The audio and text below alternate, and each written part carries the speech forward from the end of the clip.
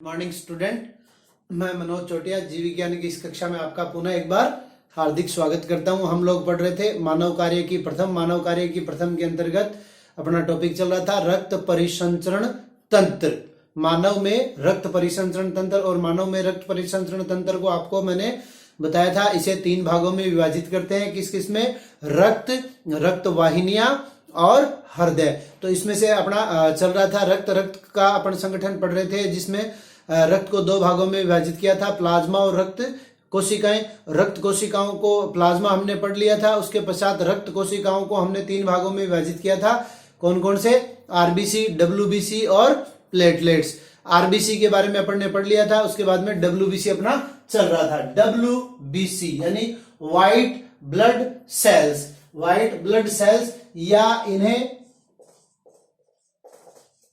श्वेताणु भी कहते हैं। ठीक है, श्वेताणु केंद्रक युक्त रंगहीन कोशिकाएं होती है। रंगहीन इसलिए क्योंकि इसके अंदर हीमोग्लोबिन नहीं पाया जाता। एक वयस्क मनुष्य में इनकी संख्या लगभग 7000 प्रति घन मिलीमीटर होती है। मानव में रक्ताणुओं और श्वेताणुओं की संख्या का अगर अनुपात देखें, यानी आरबीसी और डब्ल्यूबीसी का अनुपात देखें, तो 600:1 इनमें होता है। तो ये प्रश्न कई बार पूछा गया है। आरबीसी और डब्ल्यूबीसी, आरबीसी और डब्ल्यूबीसी के मध्य अनुपात कितना है?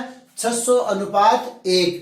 ठीक है, तो ये अनुपात आपको ध्यान में रखना। और अगला पूछ ले पहले कि डब्ल्यूबीसी और आरबीसी में क्या अनुपात है, तब हमें 1:600 लिखना है। ठीक है, इनका निर्माण भी अस्थि मज्जा के अंतर्गत भी होता है और लसिका उत्तकों में भी होता है। ठीक है, इनका जीवन काल 4 से 5 दिन तक होता है, लेकिन अलग अलग परिस्थितियों के अनुसार कई दिन भी हो सकता है। सामान्यतः इनका जीवन काल 4 से 5 दिन तक होता है। अमीबीय गति इनका विशेष लक्षण होता है। श्वेताणु अनेक प्रकार के होते हैं। कौन कौन से प्रकार के होते हैं? तो देखिए, कणिका में लगभग 65% और कणिका रहित श्वेताणु 8 से 20 म्यूएम इनका आकार होता है। 10 से 12 म्यूएम कणिकामय का आकार होता है। 65% ये कुल पाए जाते हैं। कणिका रहित जो होते हैं वो 35% पाए जाते हैं। तो अगर कणिकामय श्वेताणु की बात करें तो इसका मतलब क्या है? ग्रेन्यूल्स, इनमें कणिकाएं पाई जाती है। इनका केंद्रक बहुरूपी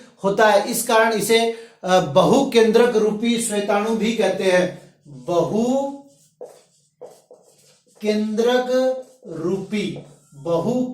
रूपी श्वेताणु भी इनको कहते हैं। तो ये अपने को नाम याद रखना है। बहुकेंद्रक रूपी श्वेताणु किसको कहते हैं?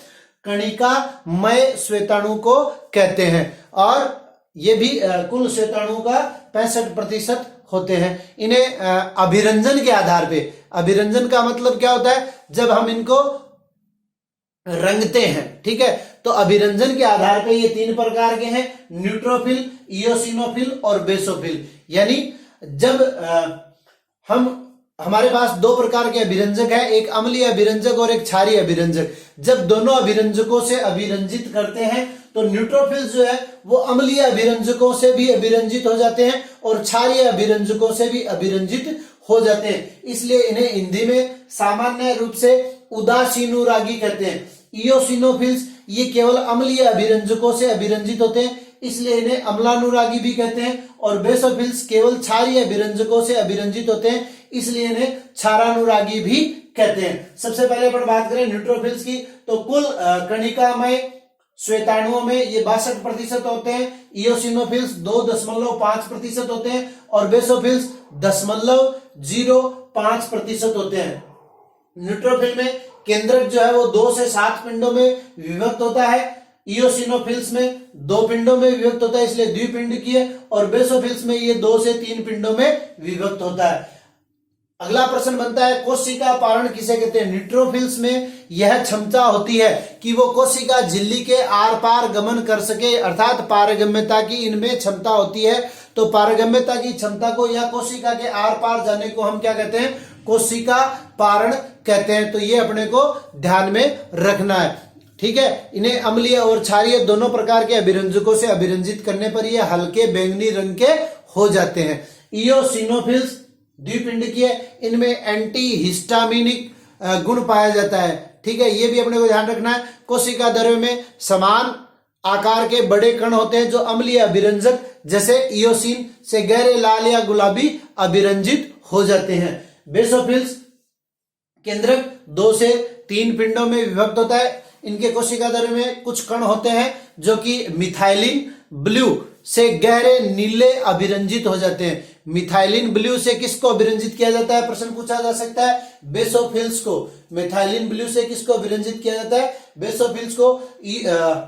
इयोसिन से किसको अभिरंजित किया जाता है, तो इयोसिनोफिल्स या अम्लानुरागी। और न्यूट्रोफिल्स इयोसिनोफिल और बेसोफिल दोनों के गुण पाए जाते हैं, अर्थात ये मिथाइलिन ब्लू और इयोसिन दोनों से अभिरंजित हो सकते हैं। अब अपन बात करते हैं कणिका रहित श्वेताणु की, यानी इनके केंद्रक में श्वेताणु, इनके एक केंद्रकीय श्वेताणु भी इनको कहते हैं। इनके कोशिका द्रव्य में कोई कणिकाएं नहीं पाई जाती। केंद्रक प्राय अंडाकार या सेम के बीज के आकार का होता है। औसत आकार 8 से 20 μm होता है। ये 2 प्रकार के होते हैं, एक केंद्रकाणु और लसीकाणु। एक केंद्रकाणु की अगर बात करें तो इनका आकार अपेक्षाकृत बड़ा होता है, 12 से 15 μm। लसीकाणुओं का आकार जो है वो 6 से 8 μm। अच्छा, दूसरी बात, ये प्रश्न पूछा जा सकता है 1 नंबर का कि प्रतिरक्षा की प्रथम पंक्ति किसे कहते हैं, तो एक केंद्रकाणु को प्रतिरक्षा की प्रथम पंक्ति कहते हैं। एक केंद्रकाणु या अंग्रेजी में इसको कहते हैं मोनोसाइट। ठीक है, तो मोनोसाइट क्या है, मोनोसाइट प्रतिरक्षा की प्रथम पंक्ति है। और देखिए क्या होता है, इनमें यह क्षमता होती है कि ये उत्तकों में चले जाते हैं। ठीक है ना, बड़े आकार की कोशिकाएं हैं, इनका व्यास 15 से 20 μm तक होता है। सेम के बीज की आकृति का बड़ा केंद्रक होता है। कोशिका द्रव्य कम होता है लेकिन लसीकाणु की तुलना में अधिक होता है। ये भक्षकाण्विक प्रकृति की होती है, कोशिका पालन की क्रिया भी प्रदर्शित करती हैं। ये रुधिर से उत्तकों में आ जाती है। मैंने बताया आपको, रुधिर से उत्तकों में आ जाने के पश्चात इनका आकार जो है वो बड़ा हो जाता है। 80 μm तक इनका आकार हो जाता है। कुल श्वेताणुओं में 5% ये पाई जाती हैं। ठीक है, उसके बाद में अपन बात करते हैं किसकी, लसीकाणुओं की। तो देखिए अपन ने बात किया था कि WBC का जीवन काल 4 से 5 दिन तक होता है, लेकिन विभिन्न प्रकार की जो WBC है उसका जीवन काल अधिक भी हो सकता है। तो ये जो मैंने लिखा है, लसीकाणुओं का जीवन काल जो है 2 से 100 दिन तक भी हो सकता है। और ये लसिका व शरीर उत्तक दोनों स्थान पे पाई जाती है, यानी रक्त में भी पाई जाती है। और दूसरा अपना जो द्रव्य है, तरल संयोजी उत्तक रक्त है, और दूसरा क्या है, लसिका है। तो ये लसिका में भी पाई जाती है और शरीर के उत्तकों में भी पाई जाती है। सामान्यतः इनका आकार 6 से 8 μm तक का होता है। और नीचे देखिए मैंने लिखा है T एंड B, तो ये लसिकाणु T कोशिका और B कोशिका का निर्माण करती है, जो प्रतिरक्षा की प्रतिपिंडों को तैयार करती हैं, जो बाहरी कोशिकाओं को मारने का कार्य करती है। अर्थात लसीकाणुओं की जो प्रकृति होती है वो भक्षकाण्विक प्रकार की होती है। तो ये हो गया अपना रक्त। उसके बाद में तीसरा भाग बचता है रक्त कोशिकाओं का। पहला अपन ने पढ़ लिया RBC, दूसरा WBC, और तीसरा क्या था अपना, रुधिर पट्टिकाणु। रुधिर पट्टिकाणु या इसको क्या कहते हैं, प्लेटलेट्स। ठीक है, रुधिर पट्टिकाणु या प्लेटलेट्स। ये बहुत ही छोटे 2 से 4 μm आकार के होते हैं। वास्तव में मेगा कैरियोसाइट नाम की कोशिकाओं के कोशिका द्रव्यों के टुकड़े होते हैं। इनकी आकृति अनियमित होती है, केंद्रक का इसमें अभाव होता है। इनका निर्माण भी अस्थि मज्जा में होता है। इनकी संख्या 3 लाख प्रति घन मिलीमीटर। 3 लाख प्रति घन मिलीमीटर। 3 लाख प्रति घन मिलीमीटर रक्त में इतनी इनकी मात्रा होती है। और इनका कार्य आपको मैंने बताया था, रुधिर का थक्का बनाने में यह महत्वपूर्ण कार्य करती है। और इनका जीवन काल जो है 5 से 7 दिन तक होता है। यकृत एवं प्लीहा में इनका विघटन होता है। स्तनधारियों के अतिरिक्त सभी कशेरुकाओं की जो पट्टिकाएं होती है उनके स्थान पर उनमें तर्कु कोशिकाएं या थ्रोम्बोसाइट पाई जाती है। तर्कु रूपी एवं केंद्रक रूपी होती है और रक्त का थक्का बनाने में महत्वपूर्ण कार्य करती है। इसके अलावा जो रक्त के अन्य कार्य हैं, जैसे पोषक पदार्थ, प्रतिजनों का निर्माण, हार्मोन, अपशिष्ट व अन्य पदार्थों का परिवहन भी इनके द्वारा होता है। पीएच का नियमन, जल संतुलन, तापमान नियमन, थक्का निर्माण इनके प्रमुख कार्य हैं। अगला अपना टॉपिक है, इसमें ब्लड ग्रुप्स या रुधिर समूह। रक्त समूह या रुधिर समूह, ब्लड ग्रुप। सभी मनुष्यों में रुधिर समान नहीं होता, ये आप लोग जानते भी हैं, और किसी न किसी प्रकार की भिन्नता रक्त समूह के अंतर्गत पाई जाती है। और इसका आधार क्या है? इसका आधार एंटीजन है, और एंटीजन और एंटीबॉडी या एंटीजन एग्लूटिनोजन ऐसे पदार्थ होते हैं जिनकी उपस्थिति के आधार पर रक्त समूह अलग अलग प्रकार के होते हैं। एंटीजन या एग्लूटिनोजन ऐसे पदार्थ होते हैं जो एंटीबॉडी या एग्लूटिनिन नामक पदार्थों के निर्माण को प्रेरित करते हैं। एंटीजन ऐसे पदार्थ होते हैं जो एंटीबॉडी निर्माण को प्रेरित करते हैं। मनुष्य में एंटीजन के दो प्रमुख समूह होते हैं जिन्हें ए बी ओ रुधिर समूह और आर एच रक्त समूह कहते हैं। अगर हम बात करें ए बी ओ रक्त समूह की, तो एक नंबर का प्रश्न बनता है, ए बी ओ रक्त समूह की खोज लैंडस्टीनर ने की थी। आर एच रक्त समूह की खोज लैंडस्टीनर और विनर ने की थी। अब प्लाज्मा की अगर अपन बात करें, जैसे रक्त का संगठन अपन ने देखा था, तो रक्त के संगठन में दो चीजें पाई जाती है, एक प्लाज्मा और दूसरा रक्त कोशिकाएं। तो प्लाज्मा में दो प्रकार की एंटीबॉडी ए तथा एंटीबॉडी बी पाई जाती है। ठीक है, मानव प्रजाति के सदस्यों में उपस्थित एंटीजन तथा एंटीबॉडी विभेद के आधार पर रुधिर समूह जो वो चार प्रकार के होते हैं। देखिए, रुधिर समूह ओ, रुधिर समूह ए, रुधिर समूह बी और रुधिर समूह ए बी। ओ अगर किसी व्यक्ति का रक्त समूह है, इसका मतलब उसमें कोई भी एंटीजन उपस्थित नहीं होता है, और एंटीबॉडी दोनों होती है, ए और बी। ए रक्त समूह में antigen A, antibody B. B रक्त समूह में एंटीजन बी और एंटीबॉडी ए, और ए बी रक्त समूह में एंटीजन ए और बी दोनों होते हैं, और एंटीबॉडी जो है वो अब्सेंट होती है। तो अब आप लोग जानते हो कि एंटीजन की उपस्थिति के आधार पर, उपस्थिति और अनुपस्थिति के आधार पर क्या होता है कि ए रक्त समूह वाला व्यक्ति ए रक्त समूह वाले को रक्त दे सकता है, और ए बी रक्त समूह वाले को रक्त दे सकता है। बी वाला बी को दे सकता है और ए बी को दे सकता है। और ओ में चूंकि कोई भी एंटीजन उपस्थित नहीं है, इसलिए यह ओ वाला ओ से ले सकता है, ओ वाला ए को दे सकता है, ओ वाला बी को दे सकता है, ओ वाला ए बी को भी दे सकता है। इसलिए ओ रक्त समूह को अपन क्या कहते हैं? ओ रक्त समूह को सार्वत्रिक, ओ रक्त समूह को क्या कहते हैं? सार्वत्रिक दाता। और ए बी चूंकि सबसे ले सकता है, बी से ले सकता है, ए से ले सकता है, ओ से ले सकता है, इसलिए इसको क्या कहते हैं? इसको कहते हैं सार्वत्रिक ग्राही। तो ये दो प्रश्न और एक एक नंबर के पूछे जा सकते हैं। सार्वत्रिक ग्राही रक्त समूह कौन सा है? A B. सार्वत्रिक दाता रक्त समूह कौन सा है? ओ।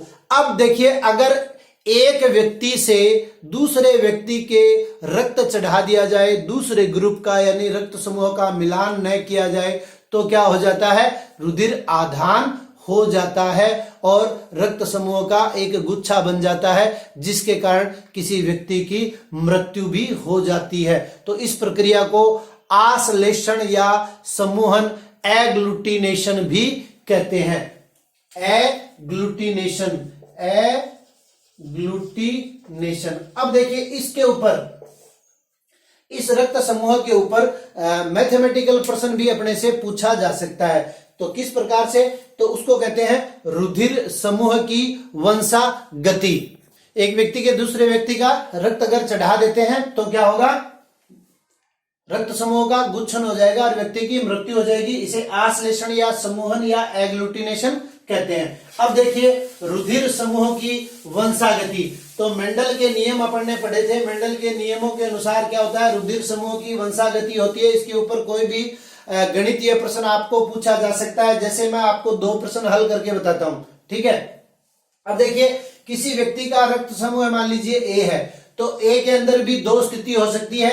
रक्त समूह को नियंत्रित करने वाली जीन होती है ए, और ए के ऊपर रक्त समूह को नियंत्रित करने वाली जीन होती है आई के ऊपर रक्त समूह कारक क्या है? ए है, ठीक है। अब जीन या गुणसूत्र आप लोगों को पता है जोड़ों के रूप में रहते हैं, तो ये रक्त समूह को नियंत्रित करने वाली जीन है आई, और ये जोड़ों के रूप में है, ठीक है। और ये स्थिति क्या कहलाती है? ये स्थिति कहलाती है समयुग्मजी, यानी दोनों जो जीन उपस्थित है वो दोनों क्या है? समान प्रकार के हैं, तो उसे कहेंगे समयुग्मजी। और अगर ये स्थिति हो आई ए और आई जीरो, तो इसको कह देंगे विषम युग्मजी। और प्रभाविता के नियम के अनुसार जब दूसरा कोई कारक उपस्थित नहीं है, ये कारक उपस्थित है, तो उसके कारण रक्त समूह क्या होगा, ए होगा। इसी प्रकार बी के अंतर्गत भी क्या स्थिति हो सकती है, बी के अंदर भी यह स्थिति हो सकती है कि दोनों जीन समान प्रकार के हों या दोनों जीन असमान प्रकार के हों। इस I0 को अपन शॉर्ट में स्मॉल आई से भी प्रकट कर सकते हैं। तो ओ रक्त समूह होता है, उसकी समयुग्मजी स्थिति में ही ओ रक्त समूह होगा, या फिर इस प्रकार से दोनों स्मॉल आई होंगी।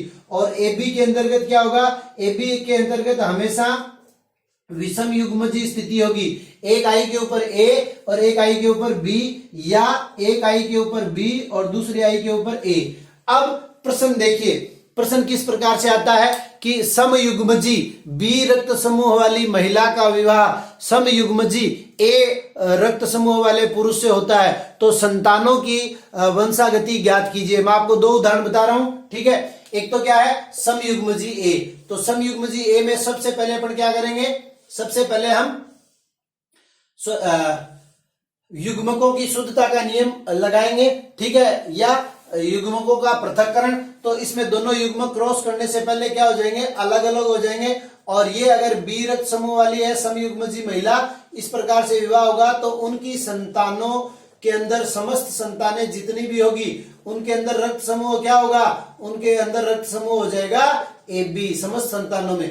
अब देखिए, अगर विषम युग्मजी पिता है और विषम युग्मजी माता है, तो इस स्थिति को लेंगे अपन। अपने को ये दिया हुआ नहीं आएगा, केवल शब्द आएंगे, और दिया हुआ भी आ सकता है, ब्रैकेट में दिया हुआ आ जाएगा तो अपने लिए बहुत आसान है। लेकिन अगर दिया हुआ नहीं आए, सिर्फ इस प्रकार से आए कि समयुग्मजी और विषम युग्मजी, तो अपने को पता लगाना है कि अगर विषम युग्मजी है तो अपने को एक I0 लेना है और एक I लेना है। अब देखिए, अगर एक विषम युग्मजी बी रक्त समूह वाली महिला का विवाह विषम युग्मजी ए रक्त समूह वाले पुरुष से होता है, तो उनकी संतानों में रक्त समूह की वंशागति ज्ञात कीजिए। तो देखिए, ये ए है और ये बी है, ठीक है, ये ए इसमें आ जाएगा, तो ये हो गया आई ए और आई बी। यहां क्या हो जाएगा, आई बी और I0। यहां क्या हो जाएगा, आई ए और I0। यहां क्या हो जाएगा, I0 I0।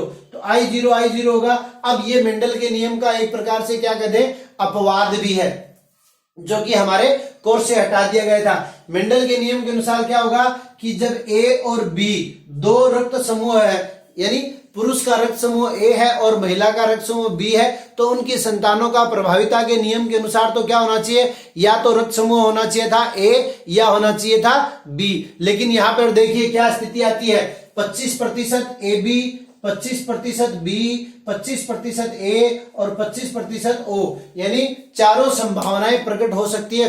कौन सी स्थिति में, जब विषम युग्मजी पिता हो और विषम युग्मजी माता हो और उनका भी रक्त समूह क्या हो, ए और बी हो, ठीक है। तो इस प्रकार से हमने देखा ए बी ओ रुधिर समूह। दूसरा देखिए, आरएच कारक, इसकी खोज लैंडस्टीनर और वीनर ने की थी। किसमें की थी, रिसस नामक बंदर में की थी। यानी जो आरबीसी होती है उनकी सतह के ऊपर, उनकी कोशिका झिल्ली के ऊपर एक आरएच कारक और उपस्थित होता है। तो जिनमें ये आरएच कारक उपस्थित होता है उसे आरएच पॉजिटिव कहते हैं, और जिसमें नहीं होता उसे आरएच नेगेटिव कहते हैं, ठीक है। लगभग 93% भारतीय, अगर पुरुषों की बात करें तो 93% भारतीय पुरुष आरएच पॉजिटिव होते हैं और 7% जो है वो आरएच नेगेटिव होते हैं। तो इस आरएच पॉजिटिव और नेगेटिव के कारण होता क्या है, इसमें कोई विशेष प्रभाव तो नहीं पड़ता।